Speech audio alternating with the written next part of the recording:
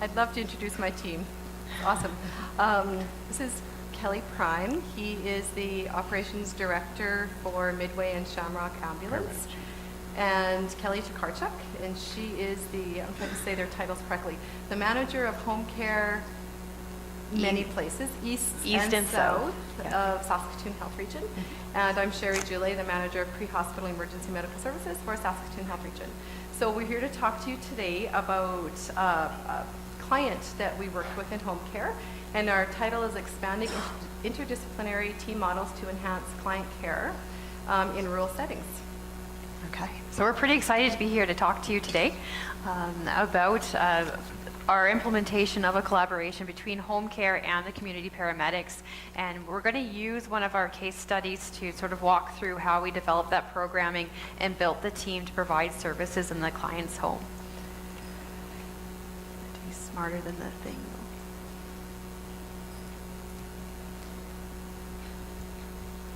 There we go. Okay.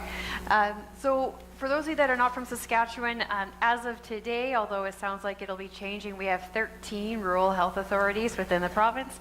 There's some giggling. Our budget just came down a couple days ago, so that's impending changes coming. So today we're going to be talking about the Saskatoon Health Region, which is the largest geographic region within Saskatchewan. It's about 34,000 square kilometers if you drew around it. And there's quite a few residents within the Saskatoon area, but today we're going to be talking about the rural areas. So it's a vast geography that also houses, if you add everybody together that doesn't live in Saskatoon, to a fairly large caseload. So when we talk about rural, we're really talking about rural here. So middle of nowhere, middle of everything rural. So Wadena Wynyard is about 200 kilometers east of Saskatoon. And so that just gives you an idea of what we're actually talking about in our delivery of care model.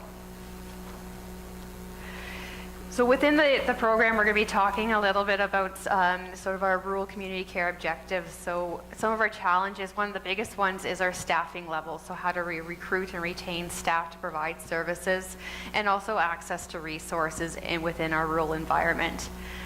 In order to do this, we've developed collaborations with our community paramedics, with our OTs and PTs that travel in those regions, and also with our long-term care facilities to enable us to provide care.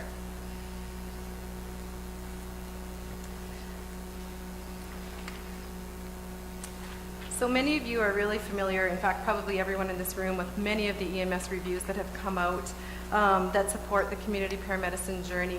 In Saskatchewan in particular, of course, the 2009 EMS review, which is a lot of people know about, but specifically in Saskatoon Health Region, we also had a review done in 2010, and that was a rural health strategy.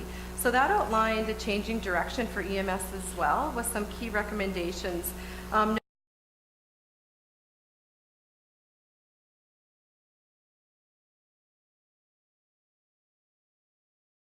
The high quality of care as well. So we've been really challenged for quite some time to expand the delivery of services frequently utilized by people in our communities on an outreach and mobile basis. So currently, the paramedics that belong to Midway Ambulance, we are currently engaged in these projects with the majority of our time being spent on the assessment, the IV hydration, IV antibiotics, and phlebotomy, and the enhancement of support with the acute care services. Yeah. So just a little snapshot of the Wynyard area. Midway Ambulance has 4 service areas. We are in partnership with 3 regional health authorities, which are all doing different things at different times. We do about 1,600 calls a year, so not a very large amount. About 400 per site, give or take. We have about 25 paramedics of all different ranges, and currently enhancing to the advanced care paramedic level in a couple of other sites. We are engaged with 2 or 3 small rural acute care centers, 2 within the Saskatoon Health Region that have about 11 acute care beds between the 2 of them. Or in each site.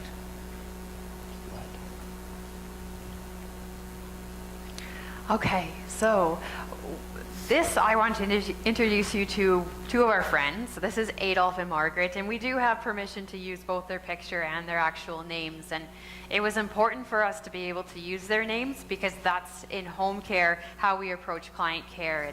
It's not client X or client number 1, 2, 3. It's Adolf and Margaret. So Adolf became a home care client back in 2008 and really had very little interaction with home care at that time.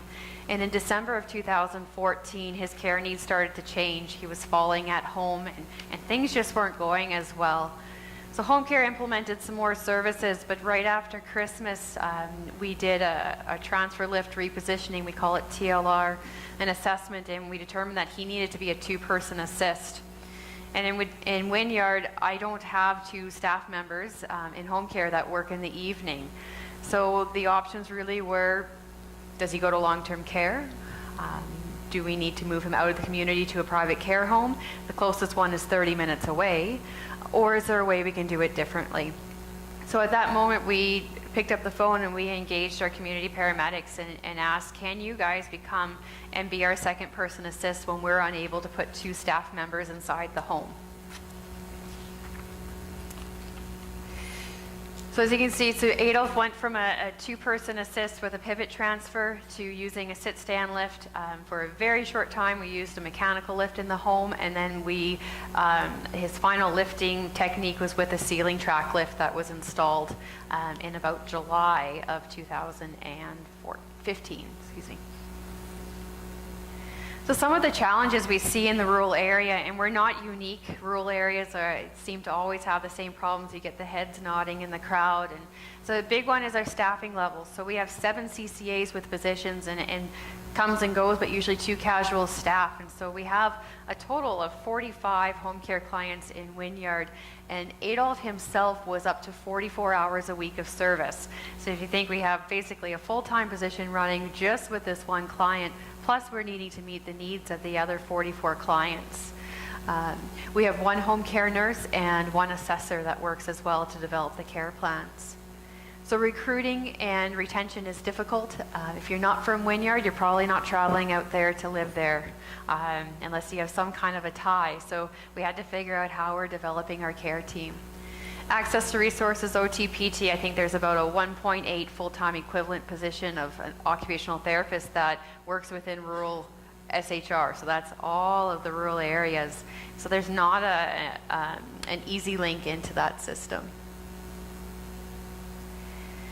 So in order to provide services to our clients, because I can't just do it all on my own, we really needed to develop our collaborative models. And so one of the first ones is looking at our community paramedicine and really working with them to have our paramedics work to the full scope of the practice of the paramedics. So we developed a relationship with home care and a relationship with the family, and we became more than just partners, we became a team in providing care to our community. Our occupational therapists and physical therapists, they were amazing. Like I said, there's not a lot of them in the rural area, and the time that they dedicated and their impact on how we provided care and how the patient received that care was huge. So when we first started our care in the home, we were really working in silos. So home care was doing their thing, paramedics were going on their lens, how to provide care. We had our OTs, PTs, and the family. And although we were providing really good care, the patient was safe and the staff were safe, we really weren't being effective because we weren't working together as a team. We all were coming with our separate lenses at this time. So in July of 2015, and it was right around the time that Adolf was changed into from a sit-stand lift to a total lift, the Kelly's team came to us and said, you know, we have some concerns about what's going on. The family and the paramedics had really created quite a bond, and we did a measure called Stop the Line. If you know about lean and lean methodology, it really just means that somebody puts up their hand and says we need to stop and we need to get together and figure out what our next steps are going to be. And so in July of 2015, we met as a team group. So we had paramedics, myself from home care, our occupational therapist, our physical therapist, and the family, and of course Adolf and Margaret. And we sat down and went through all of the steps and developed what our care path was going to be together. And what it did was put us all on the same page. Everybody was hearing the same information so we could move together. So from that point on, this model is really what we started to look like. And this is where we really started to deliver some excellence in care for our client. So in December of 14, we were engaged by Home Care and got the Saskatoon Health Region involved. And we started working on a schedule for Adolf's care. Kelly's schedulers came to us, and on a weekly basis, they assessed the times that their crews could go in and what times they needed assessment. So in December, in the middle of December, we started it. But this data shows from January 15th all the way to February 16th, where Adolf eventually moved into a home. Every Friday afternoon, the scheduler would contact me with the schedule of the care aides and the times that they were short. So I would take that schedule, apply it to our schedule, engage our paramedics, and we would schedule somebody in. If we couldn't meet the needs of those visits or assistance, I engaged the other paramedics in the other areas and brought them down at times. So because I'm the pencil pusher of the group and I have to respond to my senior leadership, we crunched some numbers about what is the cost of care. So how much did it cost us to actually do this? And the chart really shows the different levels. We have our CCA costs, we have our paramedics costs as the green. The in-kind is Kelly and his team. They didn't charge us when they responded to care between their normal working hours, which they didn't have to do that, but it was part of their buy-in to this project. And it also made it financially feasible. Some of the other things they also did is we operate, although they're not unionized employees within the region, we do operate off of the union, I guess, CBA that our in-scope employee paramedics would utilize, and they were willing to waive some of the 3-hour callbacks. We paid them for an hour instead of 3 hours, which again made this possible. So the red line across the top is the average cost of long-term care. We averaged it at about $187 a day. And so you can see for most of the months, we actually ran underneath what the cost of long-term care would be to the system. It's important to note that this project was funded through it's a Home First program. So we did receive an injection of money from the Saskatchewan government that enabled us to do an enhanced care in the home. But you can see from July through November, there was an increase in usage. And does anyone have any idea why? Just shout it out if you do. Pardon me? The weather? Not quite, but you're close. It is a season. We're talking rural Saskatchewan. Farming. Oh, yeah. So they're in the field. The family was in the field. And so when you're looking at home care and you're looking at your collaborations, understanding the population and how those service needs are going to flux is huge. And so in those months we did bridge over top, but you can still see cost effective overall. So presently we have these projects going on in the future, in the very near future. Our community paramedicine is kind of every day evolving. We have just entered, and Dr. Mendez didn't introduce this today, but we will be doing the Doctor in a Box on a community paramedicine platform and the an emergency response platform, where we're engaged with pediatric specialists and the cardiologist specialists, and using his technology to deliver care on emergency calls and on a community paramedicine basis, engaged with our local physicians and nurse practitioners. So some of our learnings and next steps, I think number one is don't let the perceived lack of resources stop you from providing care. I think it's easy, the quick no comes up, no, we can't do that, but you can. You just have to look outside of what your normal box of care is. Embrace extending that circle of care to non-traditional role models. So we hadn't really worked with paramedics before. You know, we're still figuring everybody out, but the development of the team and the understanding of each other has grown so much that it really enhanced the professions on both sides of the groupings. So we're going to be doing some continued team building between home care and paramedics. We did do a post-collaboration survey with both aspects to see what the feedback was from the staff, and I think there's some learnings we'll go back to, and definitely ways to continue to grow our team. And Margaret, if you know Margaret, you would love Margaret. She has sayings that go everywhere, but one thing she said to me one day, I think I had been telling her no, and she looked at me and said, the only thing a person cannot do is bite their own ear. And I kind of giggled at it because it's kind of funny, and then I thought, wow, like how often in your life is someone asking you to bite your ear? Like not very often, so that means the possibilities are really endless, and it's actually exciting. It almost frees you to do more.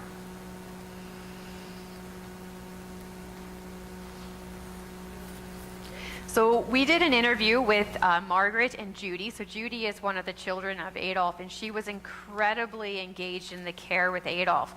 And so we wanted to get from their perspective this collaboration and what it meant to them. So, Anne, shouldn't there be a bar at the bottom that we press?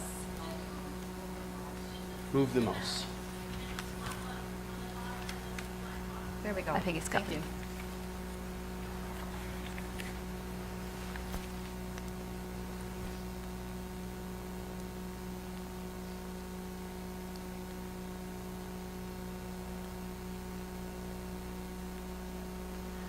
There should be sound there.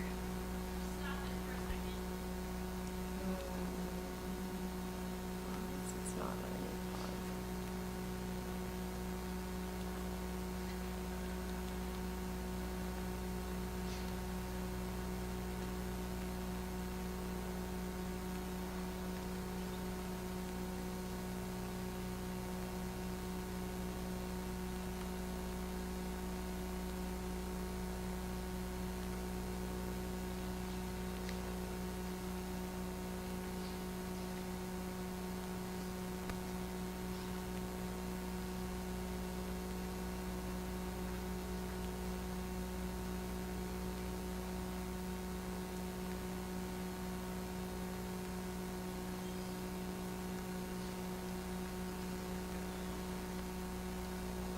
Should we pull that flash drive out, Anne?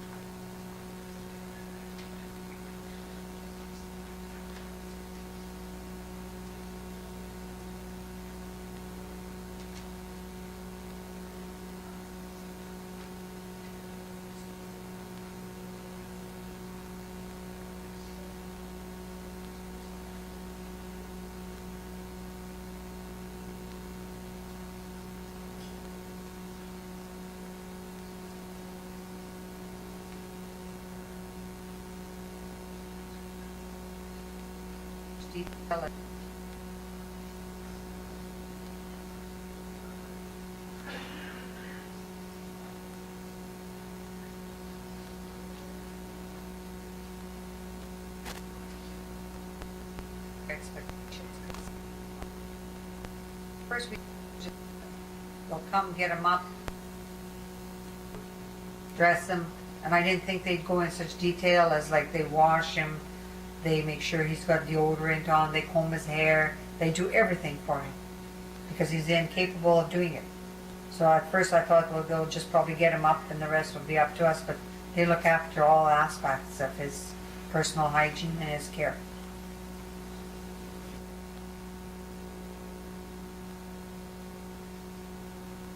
They actually comfort him like, okay. They crack a little joke sometimes, you know, and he laughs at that.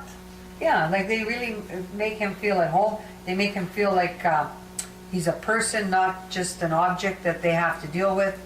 You know, they attend to him in a professional way. Well, they They should. treat him with respect. You know, I just can't say enough about them. They are just very good. You have an exceptional Team there, yes, Yeah. you sure do. really good.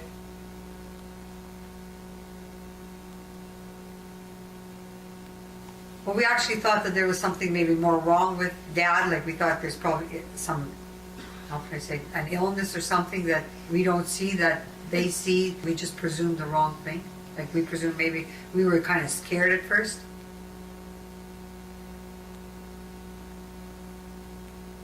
Oh, when the team comes, it's actually, you know, when they didn't come there for a few days when Dad was gone, we were kind of like I was lost. lost. Mom was lost. She was lonesome. She says, you know, I miss those people. She said, they sure become a family. At home is probably the best thing that we could have ever had happen because everybody comes here, like the kids come here, the great grandkids come. So, and Dad is much happier at home. Like we can see now, he cannot wait to come home. So when he's at home, he's happy. Even if there's nobody, just the TV and the radio, at least he, I guess, feels comfortable in his own environment. So 6:45, she phones me. She says, Judy, Dad is screaming something unbelievable. So I come in. Yeah, he's all on the floor except his head is just leaning against the bed. So we put a slider under him and we kind of slide him down, put a pillow under his head, we put a quilt over him. Then we started to put the sling under and I said to Dennis, you know, maybe something is, maybe I better call somebody. And I didn't know who to call. So the first person I called was Steve from the paramedics. I can attest to that day that Dad got sick because you kind of took it off of my shoulders to get him to the hospital. And arranged to, because right away Donna called that there's a bed available. Like that made it so much easier on me. Like, because I had to stay here and kind of stay with Mom. And then you took over and then when we took Dad, then it was all relieved. Like, it just helped so much. You just know what to do. And then your calls were so reassuring because you guys reassured us that this will happen, that'll happen.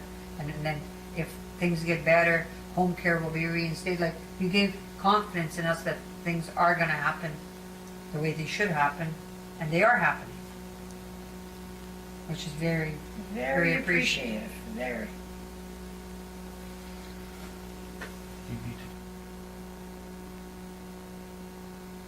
To be honest, I think my dad probably would have died from depression. What would you call that? He would have been so down, so upset, so withdrawn that I think he probably would have been way further gone with his dementia than he presently is because he would have been just so upset with everything.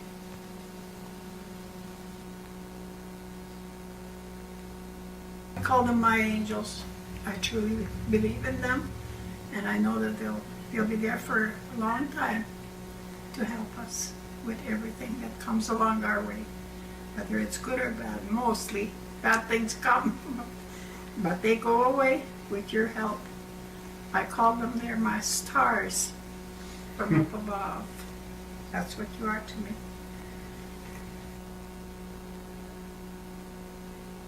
I think they have to realize the exceptional people they have working below them.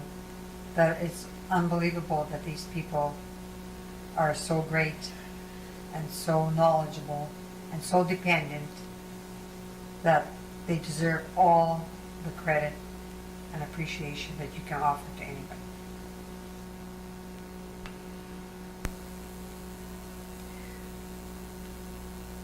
So just as he's pulling that back up, there's a couple of key messages in there. You look at the patient flow or the navigation through the system, and she said, I needed to be here when things weren't going well with Adolf and not worrying about how do I get care, and our team collaborating together, we were able to take that off of her shoulders so that she could really focus on her mom and provide the support that she needed to.